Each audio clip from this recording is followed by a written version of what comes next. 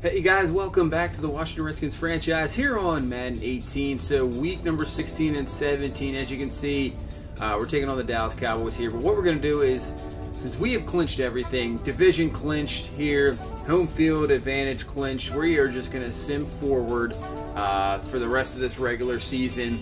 And then from there, we'll check out season statistics, standings, who's in the playoffs, and who we will end up taking on in the divisional round. As you can see, we have clinched the division, 11-3 with the victory last week. Cowboys 8-6. They still have a chance there. The Giants still have a chance. With the Packers, with that tie, they cannot catch us there. Even if we lost the rest and won, the Packers won, they could only finish with 10 wins. So we have clinched everything. We're just going to go through here. You see, we end up losing to the Cowboys here.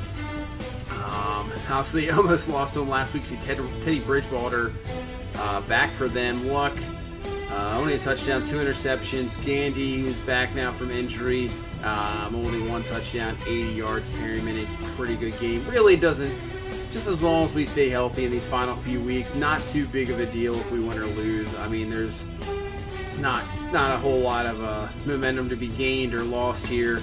Everything is clinched. You see Bridgewater back for Dallas, so interesting, you know, going with Bridgewater. See Elliott, just close to 100 yards there. Let's see, receiving wise, Deshaun Cunningham had a pretty good game. Same with Batista. So Dallas, this was a game they needed for sure. Sitting at 8-6, looking to get one of those wild cards to get into the playoffs. So they needed that victory. So they get it, and now we head to week 17 here, final week of the season, taking on the 6-8-1 Panthers.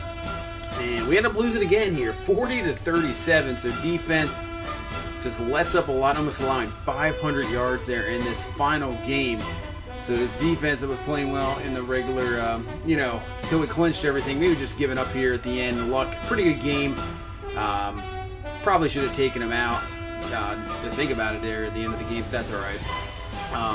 He is fine. Nobody's hurt. Everybody's good here. Gandy struggling again. So the run game, you can see at the end of the season, starting to struggle and not really get a whole lot. Hopefully we can pick it up here in the playoffs and get that going, because it is definitely been a key in the past to get that run game going, get the play action off that, and the offense can get rolling in the playoffs. And hopefully our D shows up back in the playoffs. Cam Newton, good game to finish this season, but Carolina not going to make the playoffs this year, finishing 7-8-1, and they'll move on, and then hopefully they can, you know, for them, they can get back into it next year, and that'll be it for that. So we finished this season up at 11-5. We clinched the NFC East once again, so now on to the playoffs, but we're going to check out the rest of the standings here. So we go to the AFC North. The Bengals clinch that division. Your defending Super Bowl champion Pittsburgh Steelers, 9-7, just barely making it in as a wild card. In the AFC South, the Jaguars end up winning that division, 9-6-1, so they're back into the playoffs after getting to the Super Bowl a few years ago against us in a classic Super Bowl. Titans just miss it with 9-7. The Jets, the best team in the NFL, 13-3. Win the AFC East. The Patriots right there at 11-5 get the wild card. And in the AFC West, the team we saw, the Denver Broncos, finished 12-4. They will be the number 2 seed in the AFC, winning that AFC West. So we now head to the NFC, and we'll see what's going on here. NFC North, the Packers, 9-6-1. They win that division, and surprisingly, I think that's going to be very close to a number 2 seed, NFC down. So it looks like the Falcons, 10-6, win 5 in a row to end of the season. They are the 2 seed. So we are the 1 seed at 11-5. Cowboys and Giants both make the playoffs, getting the 2 wild cards. So you have 3 teams out of the NFC East. Giants definitely a surprise for sure. Did not see that one coming. And the Seahawks at 9-7 win the NFC West. So the matchups for the wild card round on Saturday. You have the Patriots at Jaguars. Down below you can see Cowboys at Seahawks. And then the Sunday game, Steelers at Bengals, the division, and the Giants at Packers. So there are your wild card matchups. And now we're just going to go to awards here. See who won the yearly awards. Aaron Rodgers brings home another MVP, just beating out Ben Roethlisberger, Marcus Mariota right there as well. You can see Barry Page, Tariq Cohen of the Jets, Deshaun Watson, Trubisky actually up there. Fournette, Riley View finishing up the 10. Coach of the Year, Sean Payton, trying to get himself another Super Bowl victory with the best team of football, the 13-3 Jets. So we'll go to AFC Offensive Player of the Year is going to go to Ben Roethlisberger. Darren Lee from the Jets, Defensive Player of the Year. Paul Walker, Offensive Rookie of the Year for New England, and New England sweeps the Rookie of the Year. Santiago Bird there getting the Defensive Rookie of the Year. So New England, very young, looks like they got some guys that can kind of move forward with this team for sure. They have their quarterback taking over for Tom Brady. Trey Flowers, best defensive linebacker. Bud Dupree, and you can see the best kicker there. So we'll go to the NFC awards here. So best offensive player of the year, obviously Aaron Rodgers, who wins the MVP. Mitchell Trubisky right there too. Bobby Wagner, your defensive player of the year. Joey Higgins wins that offensive rookie of the year for Dallas. We saw him, look pretty good. He can just run all over the place, that's for sure. Vasty Clark, big time guy for the Giants. You see Martinez Fields and Ray Dorn are in the top 10, but Vasty Clark's going to pull in the defensive rookie of the year. Best quarterback, Aaron Rodgers. Luck will finish 4th. I think Luck would have been up there a little bit more if he would have had a full season under his belt. You see somehow Gandy is still in there, even though missing all those games. Devontae Adams, your best receiver. Wow, Zach Martin and Frederick, you see Cowboys there. We have a few guys up there as well. 3 guys in the top 10 in the offensive linemen. Timmy Jernigan, your best defensive lineman there. And linebacker's going to go to Bobby Wagner. Ryan Anderson sitting there at number 3, so he had a pretty good showing this year. Kyle Fuller is your best DB, best kicker, going to Zane Gonzalez of our Redskins. So take a look at season statistics here. Luck ends up with 23 touchdowns, 4 interceptions, 66 completion percentage. Obviously what we needed in a quarterback. He definitely produced. Like I said, give him a full season. Those numbers are going to be even better than that. I would say well over 4,000 yards, 30-plus touchdowns easily. Did not turn the ball over. Looked excellent after coming over from the trade. So exactly what we needed. We missing a quarterback, and we finally got one. As for the run game, Frederick Gandy does not get over 1,000 yards. Actually, we didn't have any running back over 1,000 yards. Did have 12 touchdowns. Alex Collins comes in after the injury, fills in really nicely. 6.5 yards a carry, almost 600 yards. Looked very good. 8 touchdowns in less than half a season. So he performed well because Sidney Luke is really disappointing. Almost getting to 1,000 yards last year. Only averaging 3.5 a carry. Only 1 touchdown. He just really struggled. Otha Perry, got some carries as well. Just inconsistent, just didn't get enough going there. So the run game definitely needs to get better, and we'll have to take a look at Gandy for sure because with the injuries, it just seems like he's always injured. As for the receiving game, O.J. Howard really stepped up after the injury of Josh Dotson, leading the team in catches and yards, only with 4 touchdowns, but that could be improved. Perryman, actually a good free agent pickup, 9 touchdowns, surprising. Dotson, thought he was going to have a great year, looking like it. He was taken over after the Odell Beckham trade, but then gets hurt. Cooper Kupp really stepped up as well. Anton Flowers, a disappointing, really. C.J. Moss, not too bad as well. But once again, we'll see what happens going forward with this receiving game. Kind of in a flux. We'll see what happens going forward next year. As for defense, this defense played absolutely outstanding. Looked, really good at moments of the season. I know that Dallas game was a absolute shootout, but really the games before that, this defense did outstanding, starting to get some pressure, getting some turnovers, getting some key stops.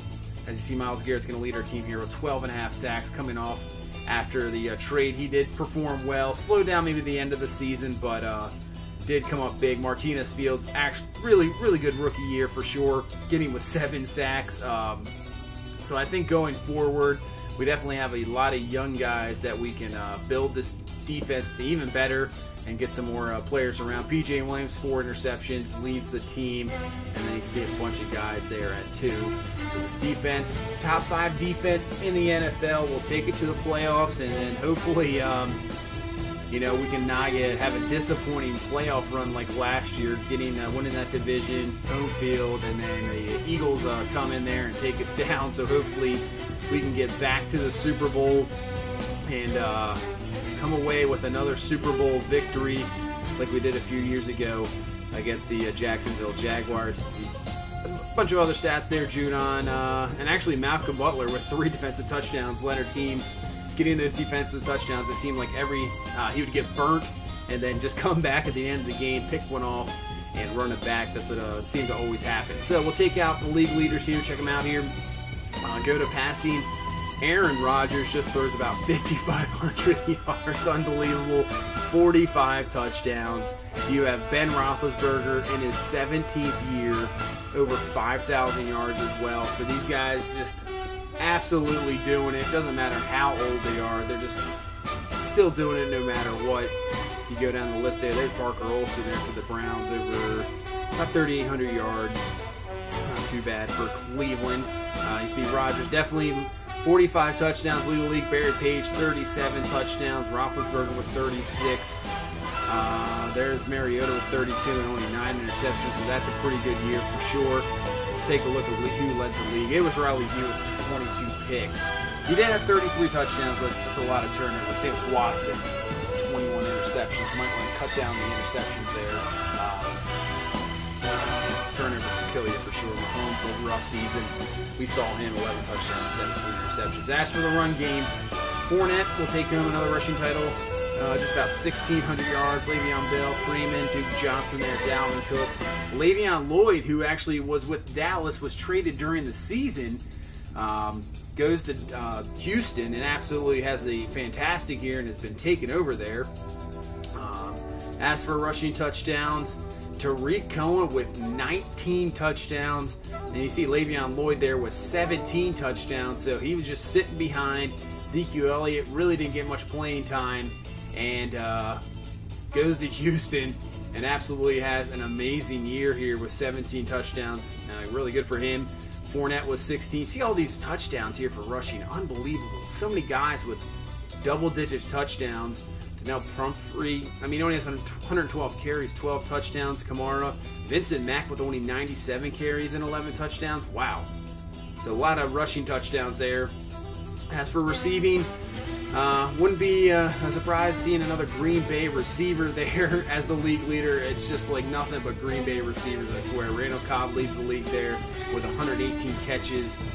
Eli Rogers with 110 catches, but not even 1,000 yards. Same with Robert Woods and Marquise Lee, over 100 catches, but do not get 1,000 yards. So that's not really good that much. Thielen, Smith-Schuster, a lot of guys with over 90 catches up there. Wow, just so many guys. It's pretty crazy. The yards, Brandon Cooks, about 1,700 yards. Devontae Adams right there. You have Jordan Matthews, A.J. Green, Hopkins, Moncrief.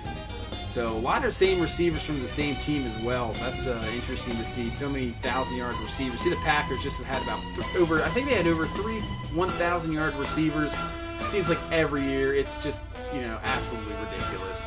As for touchdowns, Hopkins, Taylor with 16, Devontae Adams with 14, Barry Cook there with 10, Julio Jones with 10, Hearns with 10, Diggs, Anunwa, Evan Ingram, Tavon Austin there with 9, Des Bryant with 9. We'll go to defense, leading the league and tackle, Lamarcus Pratt, Kendall Beckwith, C.J. Mosley is up there, Kuechly. That's it for tackles. As we'll head for sacks here, you have Timmy Jernigan. That's why he won that lineman there. 19.5 sacks. Daniel Hunter was 17.5. A lot of guys with a lot of sacks as well. Just so many guys with double-digit sacks. Pretty crazy. Bud Dupree was there with 12.5. As for interceptions, Logan Ryan was 6. Bobby Wagner was 6. Fuller was 6. So a bunch of guys there with 6 interceptions. Actually lower than we've seen in the past. Seen some of the guys up there with about 8, 9 picks to lead the league. Zay Gonzalez, most field goals. Hadn't missed one, so we remember what happened a couple years ago. Didn't miss one, and then missed one when he needed it, and we go out in the playoffs. So you can see see what happened here in the wild card. So you have the New England Patriots beat the Jacksonville Jaguars. You have the Cowboys have defeated the Seattle Seahawks in a crazy game, 45-35. The Pittsburgh Steelers continue. They have beaten the Cincinnati Bengals 28-16. And the Green Bay Packers go down the New York Giants. I don't know what it is with the Giants going into Green Bay as a wild card, but they do it again as the Giants continue their magical run, you would say. So that's going to put us against the Giants in the divisional round. So facing another divisional matchup, second year in a row, we face a division team. It's the other matchup: Steelers, Jets, Patriots, Broncos, and Cowboys and Falcons. So 3 NFC East teams in the divisional round. So we could have an NFC East, NFC championships as we face the Giants. A team we ended up simming a couple of games against. We beat them both. I don't know how this team actually has gotten this far.